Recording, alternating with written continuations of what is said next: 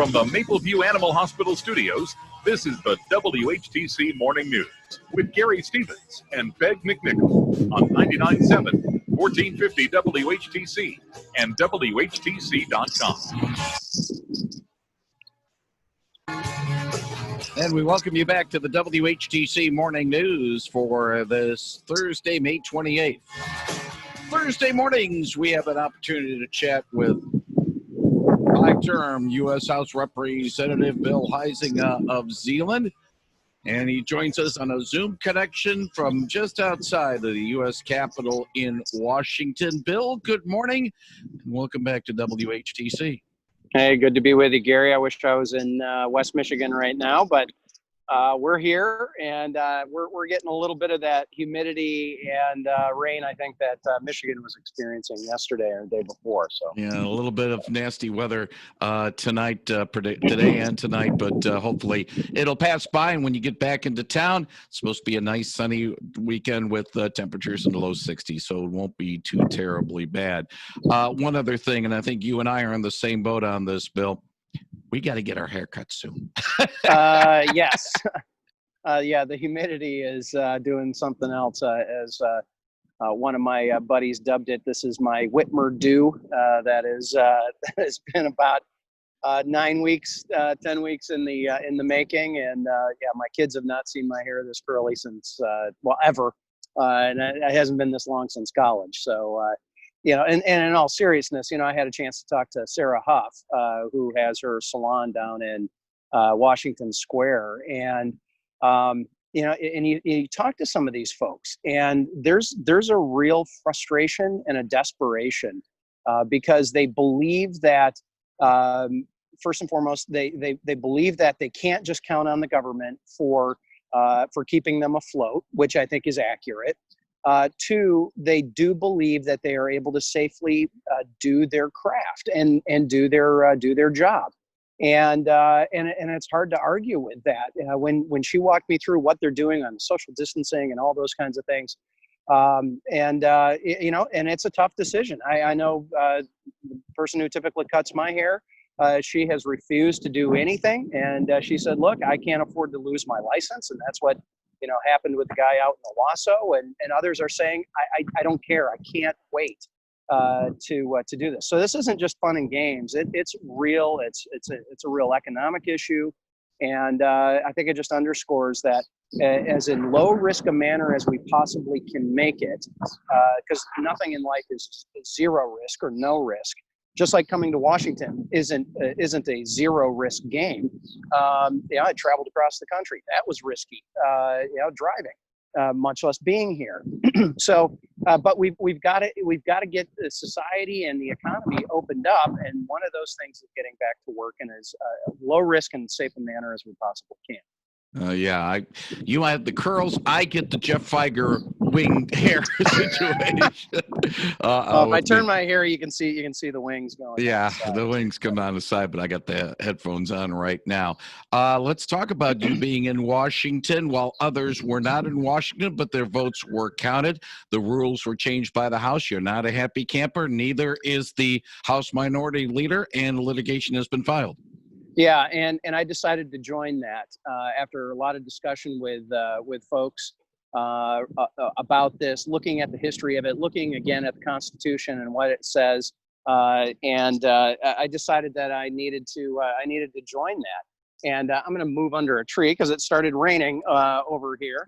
Understandable. But here's why.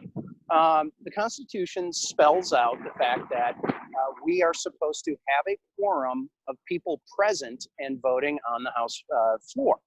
And what I saw yesterday on the House floor was people holding others' proxies that weren't even necessarily from the same state, and they were out there voting for these people, and their vote counted the same as mine, who had actually traveled across the country and gone to be here on the House floor. And this is not about safety and all those other things. This is about the Constitution. And if it's really that unsafe for us to be here, and then we shouldn't be here. there's always people that are missing votes. I had missed votes when my mom was sick and when she passed away. And, I've missed votes because of graduations. There's always reasons why people will end up missing votes, and you have to justify that and show why you don't.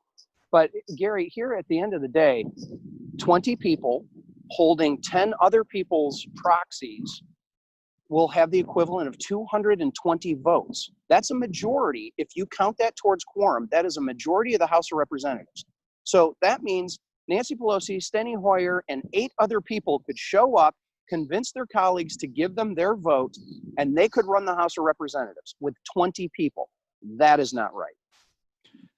Now, Bill, a couple of other things. By the way, the vote that was done by proxy was involving China, so it wasn't a vote for, maybe extending COVID aid. And I know that we're going to get some numbers in about 10 minutes or so from when we do this conversation about higher unemployment. There's been calls for more aid to come to states, to come to people along the line. Some are saying, and you've mentioned before, let's see how the first run goes through before making any decision. Is it getting close to a time when a decision needs to be made to get more money into people's hands in this situation? So people's hands or states' hands, because those are, in my mind, are two different things. I had some robust, long, and extensive conversations with the state reps and state senators in my district. I did two calls before I left for DC on Tuesday. And here's the deal.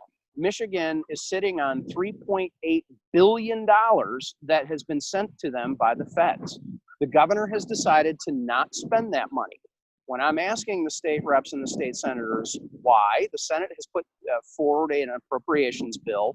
The House is still working on that. But they believe that they're having to force her hand, the governor's hand, with this spending. This money was intended to go to places like the county, Ottawa County, and Allegan County, and to go to places like the city of Holland that are dealing with additional COVID expenses. And I said to these guys, I was very clear with them, I will not be supporting additional dollars for states to distribute until they distribute the dollars that the federal government has already given them. If they get to the end of that role, right, and if they've used that $3.8 billion in a way that can be shown and justified, that has filled in the additional expenses that county health departments and others have had in local and state government, then I'll look at the flexibility and adding that as a revenue replacement. But at this point, when you're not even using the money that has been sent to you, Governor, I'm not going to give you more. Now, the thing is, though, Bill, some might say, well, that money could be used to help balance the state budget because they're going to have a shortfall along those lines. Yeah, Gary, that's not my job. All right. I did that job for 6 years when I was there, and it's a difficult job. I fully understand that. But the House, the governor not making difficult decisions is not a path forward for having to deal with this. So we have given the state almost $4 billion. Great. I supported that, fully support that, still support that. But use the money as it was intended to be used to demonstrate that you needed it. Then if there's extra money left over, then I'll happily look at figuring out a way to give more flexibility and to allow the state to use that as potential revenue replacement and helping schools and doing things like that. There's no doubt that the state of Michigan is going to have a revenue deficit. Guess what? The federal government is as well. And we can't just keep putting it on a credit card and on our kids' and our grandkids' credit card. We have to make some tough decisions. And so let's have those tough decisions. Clarify something for me for a moment, Bill. Under the CARES Act, the money went to the states, didn't go to the municipalities unless it's over $500,000 a municipality like Detroit or perhaps Grand Rapids and stuff like that. But there was nothing in the CARES Act that mandated the states to give that money to local governments. Try to resolve that for me, because I've been trying to find what you were telling us last week. The money isn't there, and I have not seen it. Yeah, that might have been the mistake in this. So to not force the states to give it out. Most of it went through something called a Community Development Block Grant, CDBG. Those are traditionally spread out around the state. Different states have different formulas for how they distribute that. The idea was to give the states as much flexibility as possible as to how they figured out how to distribute that money. There was a group of people that said, hey, we're afraid that states are not going to give large cities or large counties their fair share. So this was a Senate initiative. They pushed to have this 500,000 population threshold to be put in, so that if you are a city, which is only Detroit, or if you're a county, which is a few counties in Michigan that are over 500,000 people, you had direct access. You were given money directly from the federal government. The rest of it was sent to the state capitals for them to figure out how to distribute it. In the case of Michigan, the governor, other than a few dollars that went to the state police, is my understanding, talking to my state legislative friends, they had some money. She had distributed some money into the state police officers. Other than that, this money hasn't gone anywhere, and she's just banking on it being used for revenue replacement, and that's not what it was intended for. One final thing, Bill, and I'm going to ask the state, keep you a few moments, because we're getting reports from CBS that there is going to be a presidential executive order signed sometime today that CBS News is reporting is intended to curtail legal protections for social media. Apparently, the president, not happy with Twitter right now, putting restrictions on his tweets in terms of having it fact checked. And it says the administration is going to probably expect a legal challenge in it, but they're going to go through it anyway. Are we getting into dicey waters with the situation right now, Bill? Well, first of all, we don't know what the executive order says, because he hasn't signed it and it hasn't been released. So a lot of it's speculation. And one thing, Gary, is I believe in the Constitution, and we have First Amendment rights. We all do as individuals, but we both know, and we all know who are listening, that social media has been a problem, not just for the right, but for the left as well. And there has been lots of discussion about how to curtail political speech versus different other speech, how to curtail hate speech on Facebook, on Twitter, on all these other platforms.